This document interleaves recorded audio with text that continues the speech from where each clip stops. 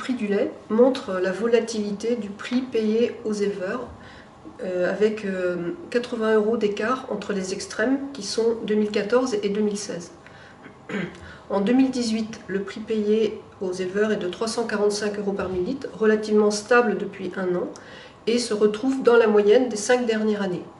La marge brute évolue également à la hausse, et le volume de lait produit par UTH continue sa progression pour être proche de 300 000 € par UTH là, sur 2018.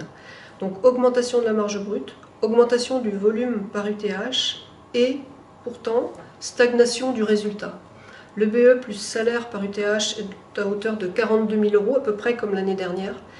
Et ce sont les charges de structure sur lesquelles on observe une hausse, notamment sur le carburant, et sur les frais d'entretien, matériel et équipement, bâtiment, et un peu aussi sur les charges sociales exploitants.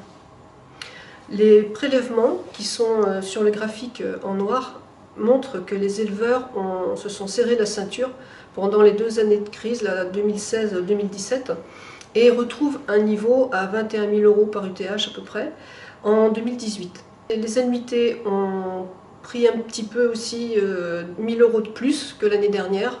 En fait, ce sont des reports d'échéance qui ont été effectués sur 2016 et 2017 que l'on retrouve maintenant. On attend de l'EBE qu'il couvre les charges de remboursement et les prélèvements, et là ça se trouve un peu trop juste.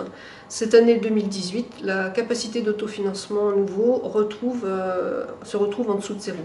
En 2018, ça décolle à peine, et plutôt sur du renouvellement de matériel que sur des investissements en bâtiments et installations.